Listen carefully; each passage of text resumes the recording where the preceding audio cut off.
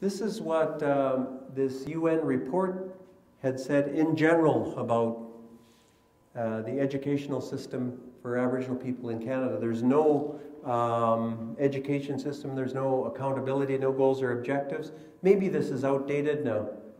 I don't know, I'm not an educator per se, but there's an important lesson I learned from reading a book called Looking at the Sun. It's written by the former editor of Atlantic magazine, and his name is James Fallows. He wrote a book called Looking at the Sun, and it was about how effective the Asian economies were at taking over and controlling certain kinds of industries. And the example that he gave was the semiconductor industry, which was developed in the United States, and it was identified by Japan, South Korea, and Taiwan as a very important industry, and they developed an educational strategy. And their strategy was aimed at basically taking over that industry. So they started training engineers and programmers. In a very short period, they took over the semiconductor business. And the point that James Fallows makes, which is a very important point for us personally, and I think in our nations and us collectively, but for our educational systems, he said, if you don't have a strategy, you become the object of somebody else's strategy. If you don't have a strategy, you become the object of somebody else's strategy. And that's kind of been the problem with this Indian Act system we've been in. The Indian Act has conditioned our leaders to ask the federal government for what our strategy is, our vision is, and we should have our own. And I have to compliment Delbert and this institute for coming up with his own strategy that's been very effective. And so it's really important to consider that.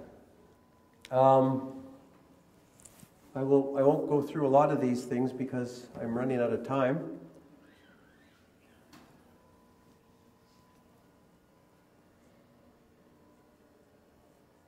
I give a lot of presentations to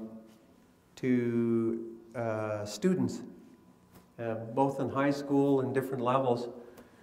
And one thing that was always valuable to me was sports, and I see what great sportsmen Aboriginal people are in general. We've got such good athletes. And sports can be used as a tool. And this is an Aboriginal kid from BC that's the goalie for the Montreal Canadiens, Carey Price. Unfortunately, he's playing for the wrong team.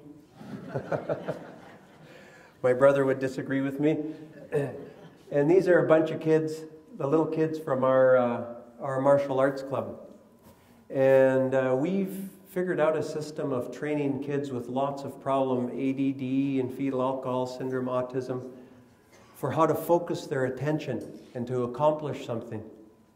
And the satisfaction on those little kids' face when they feel they've accomplished something is hard to imagine. And I told Delbert last night I had to go up to the room to do some work, but I turned on the TV before I did some work, and I saw the Phoenix Suns were playing San Antonio. Who would have believed a 6'2" little white guy from BC would be a 2-time MVP, he should have been a 3-time, and a 7-time All-Star. Everybody told him he's too small, he's too this, he's too that, and he kept focused, he aimed high, and his accomplishments were incredible. And so these are the kinds of messages that I tell the kids: practice discipline, learn to focus.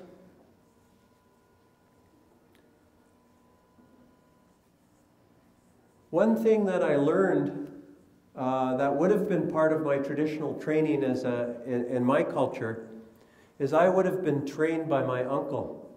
That's the way our culture works.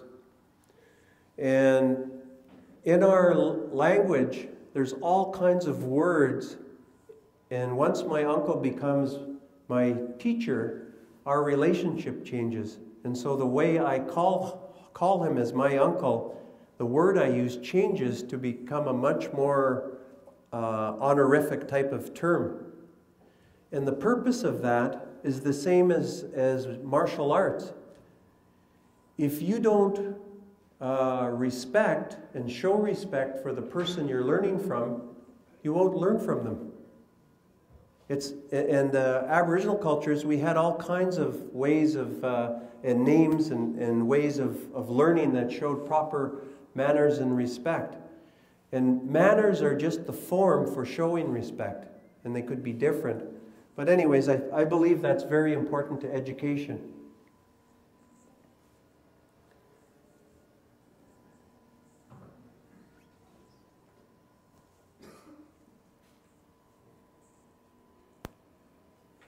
So those are some of the screens that I spend more time on when I'm talking to some of our students.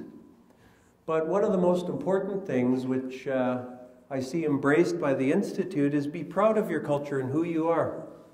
You're never going to be anybody else.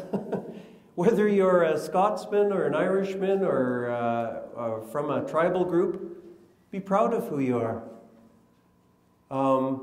You know, unfortunately, there's a generation for whom you were made to feel terrible about being an Aboriginal person when our elders were beaten for speaking their language and so on and so forth.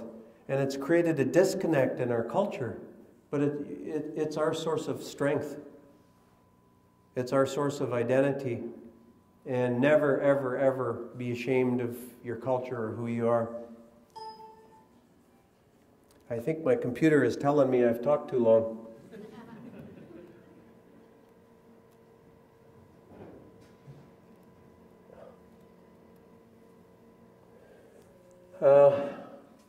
I don't know how to get rid of that without closing this down, so I'm just about finished here. The other thing that's very important for us to move forward is, of course, generating our own revenue. And I've written about several examples in my book where this has been done. All of these things I'm talking about, there are real world models where it's been done by the entire population. And the Maoris of New Zealand are a good example. They've done all of these things I'm talking about. They've changed their mindset. In 1984, New Zealand as a country was going broke, completely broke. The situation was so bad, there was such a shortage of currency that the New Zealand government was asking their employees to use their credit cards to pay their salaries. And then they would reimburse them. I don't know how many people would actually do that, but they did.